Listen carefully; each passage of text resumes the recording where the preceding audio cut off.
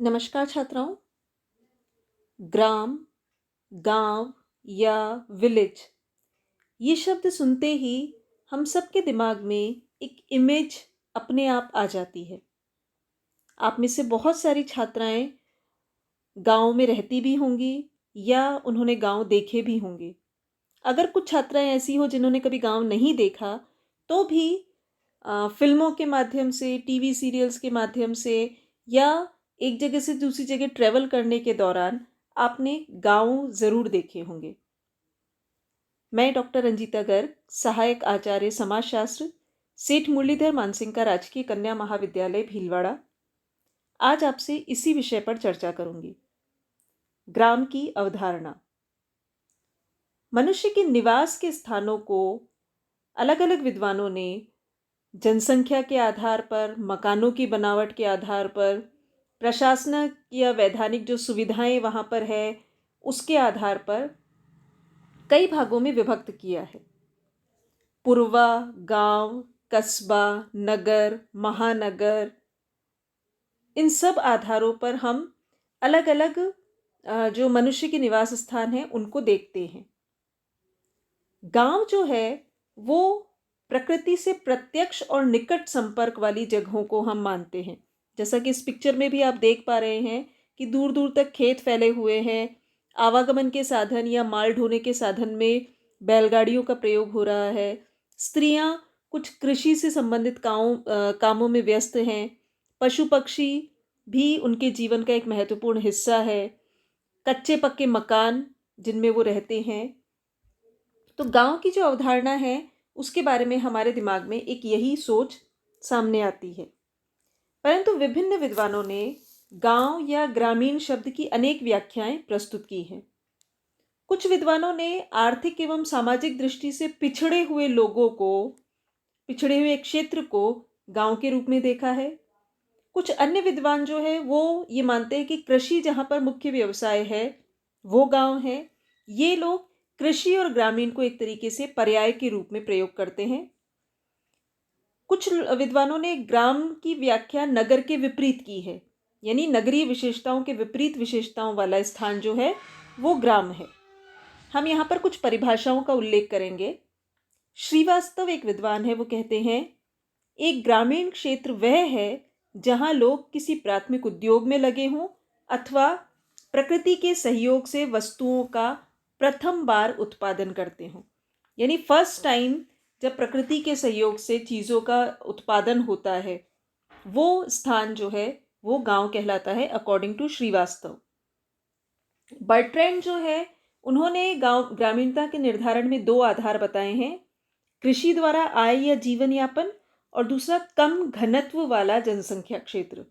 यानी मुख्य जो सोर्स ऑफ इनकम है वो कृषि है, और दूसरा जनसंख्या जहाँ पर कम रहती है, जनसंख्या का घनत्व जहाँ पर कम है।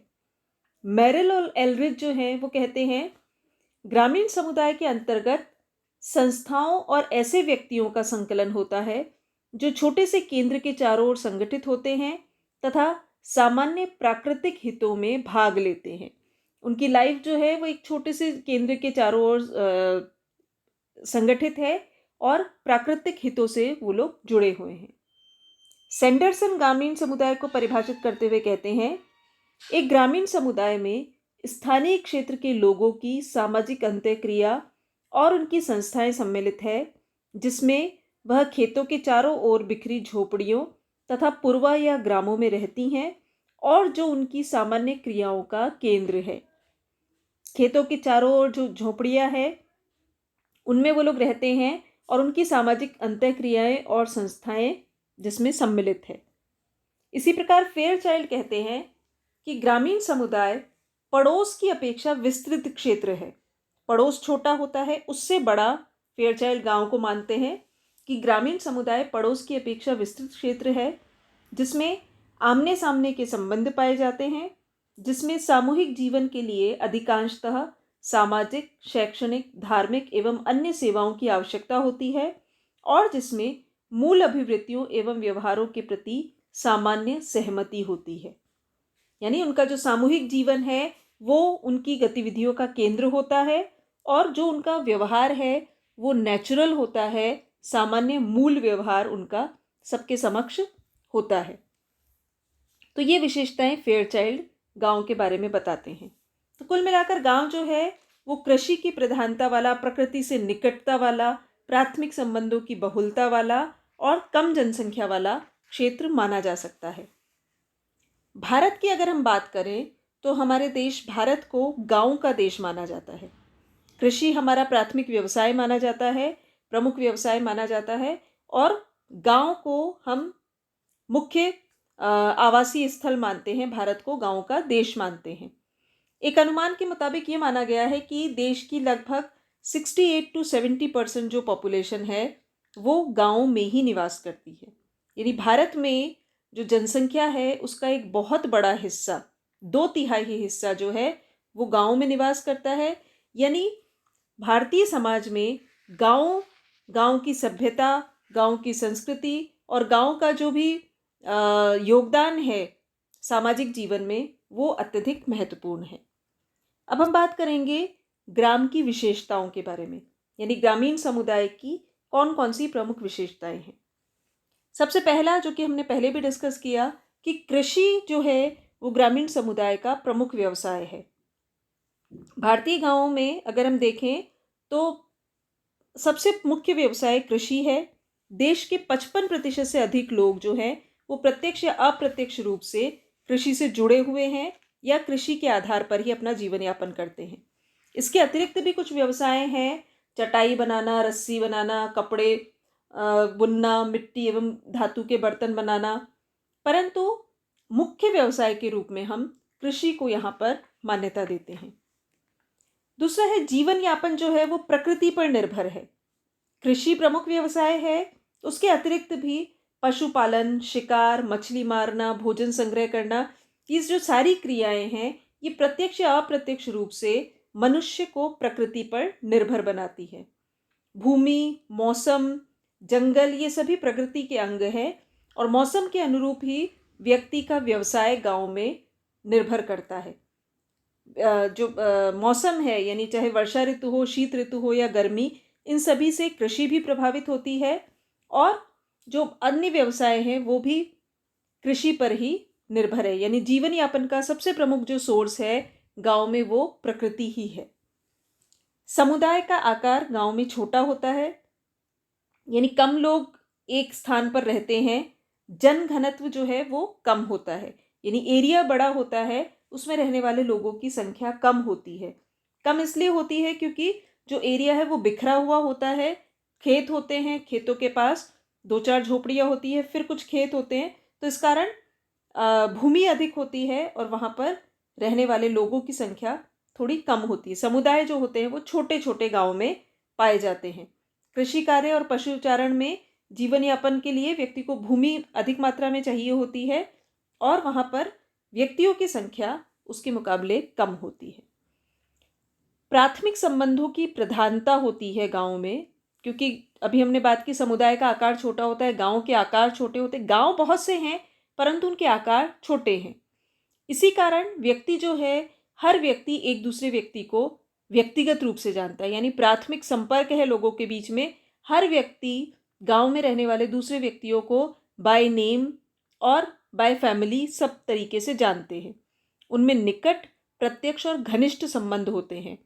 ऐसे संबंधों का आधार परिवार भी हो सकता है, पड़ोस भी हो सकता है और नातेदारी भी हो सकता है। आपने जनरली सुना होगा गांव में लोग एक दूसरे को पड़ोस के नाते तो जानते ही हैं, साथ ही वो परिवार और उनकी नातेदारियां जो है, रिश्तेदारी जो है, वो गांव में फैली हुई होती है। यहाँ पर औपचारिक संबंध कम होते हैं, अनौपचारिकता अधिक होती है संबंधों में। कृत्रिमता नहीं होती, यानी बनावट नहीं होती। लोग पारस्परिक सहयोग से एक दूसरे के साथ जीवन यापन करते हैं। सरल एवं सादा जीवन होता है। ग्रामीण लोगों का जीवन जो है उसमें सादगी अधिक होती है। तड़क भड़क या आडंबर या बनावटी जीवन वहाँ पर नहीं होता। उनके पास न तो ज़्यादा साज सज्जा के या श्रृंगार की सामग्री होती है और न ही वो कृत्रिमता को या बनावटीपन को अधिक पसंद करते हैं। उसकी एक वजह ये भी है कि उन लोगों की आय भी इतनी नहीं होती कि वो फैशन या और जो साज सज्जा से रिलेटेड चीज़ें हैं उनको अपना सके। साधारण जीवन होता है, पौष्टिक नेचुरल भोजन वो लोग करते हैं, शुद्ध हवा, मोटा वस्त्र, ये उनके जीवन की महत्वपूर्ण विशेषताएं हैं। प्रकृति पर प्रत्यक्ष रूप से वो निर्भर होते हैं, यही कारण है कि उनके जीवन में सादगी जो है वो अधिक होती है। सामाजिक गतिशीलता का अभाव भी ग्रामीण समुदाय की एक महत्वपूर्ण विशेषता है, क्योंकि ग्रामीण समुदाय जो है वो परिवर्तन को इजीली एक्सेप्ट नहीं करता या परिवर्तन के प्रति उदासीन होता है। उन्हें लगता है जीवन जैसा चल रहा है उसमें उन्हें कोई बदलाव नहीं चाहिए, जैसा चल रहा है वो उसे उसी तरीके से अपनाते हैं।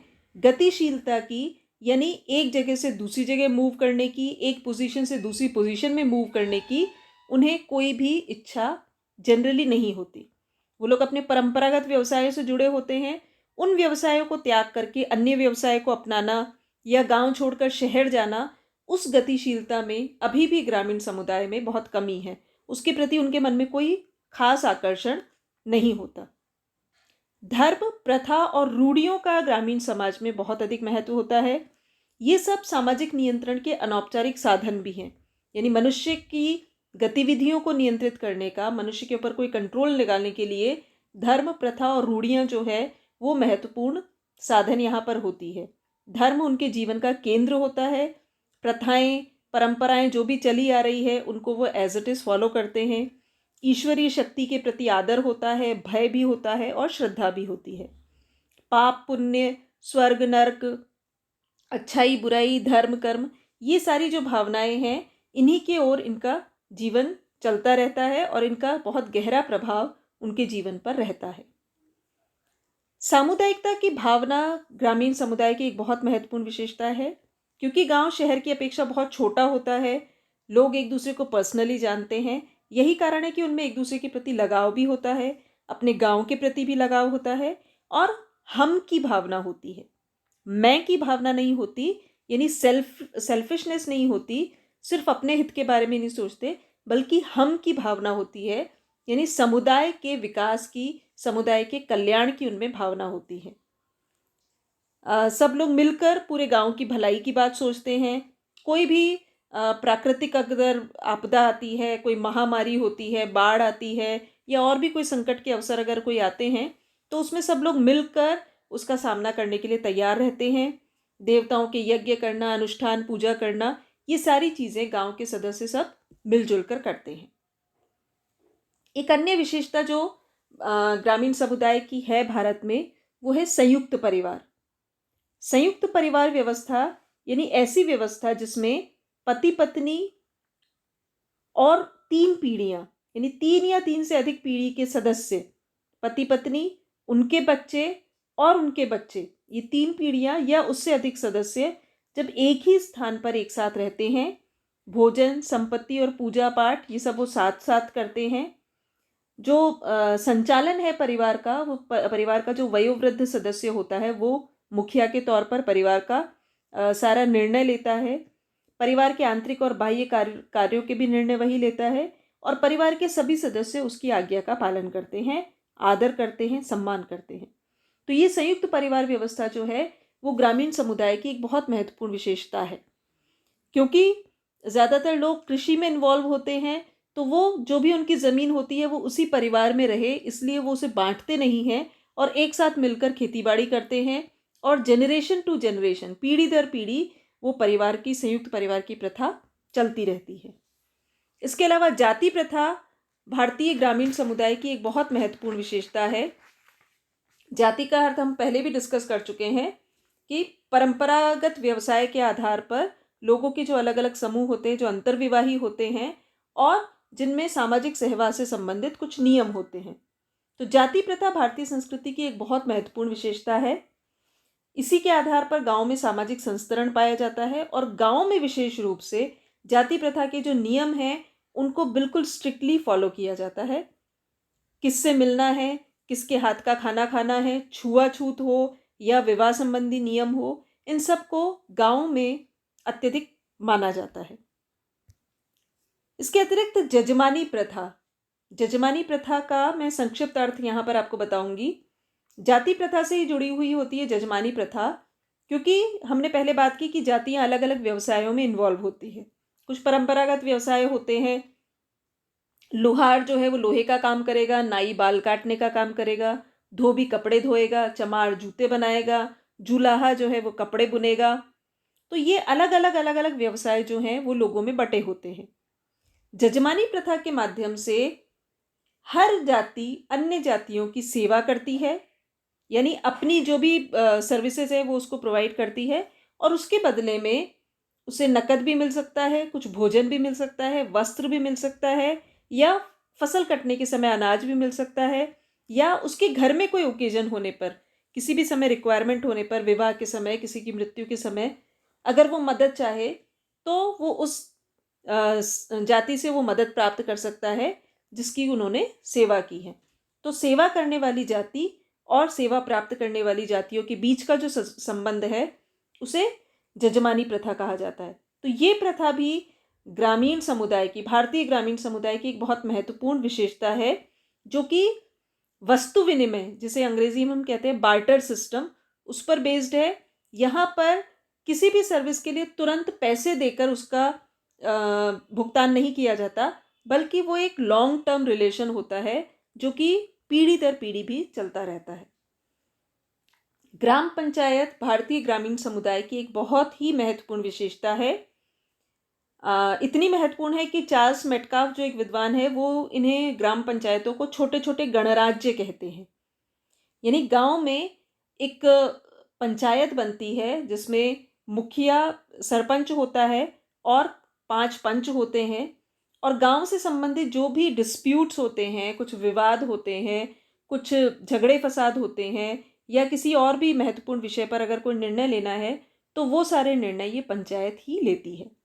ये व्यवस्था भारतीय ग्रामीण समुदाय में प्राचीन काल से विद्यमान रही है, और इसके माध्यम से बहुत सारे जो आंतरिक मामले हैं उनको बहुत सफलतापूर्वक सुलझाया भी गया है।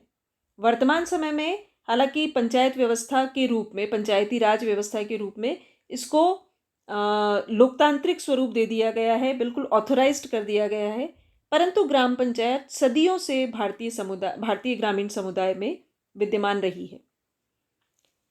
एक अन्य विशेषता भारतीय ग्रामीण समुदाय की है भाग्यवादिता। भाग्यवादिता का अर्थ होता है भाग्य पर निर्भर होना या भाग्य में अत्यधिक विश्वास रखना। गांव में शिक्षा की कमी रहती है, लोग अंधविश्वासी हैं, और यही कारण है कि वो भाग्यवादी हैं। उनके जीवन में जो कुछ भी घटित हो रहा है, जो उन्हें प्राप्त है, वो उसमें संतोष रख लेते हैं। वो ये मान के चलते हैं कि जो कुछ भी हमारे साथ हो रहा है वो हमारे भाग्य में लिखा है, हमारे पिछले जन्मों का कर्म है। इस कारण उसमें परिवर्तन लाने का प्रयास बिल्कुल भी नहीं करते। जनमत का ग्रामीण समुदाय में अत्यधिक महत्व होता है, यानी पूरे समुदाय ने मिलकर अगर किसी चीज़ को निर्णय ले लिया है तो कोई व्यक्ति उस जनमत को चुनौती नहीं देता।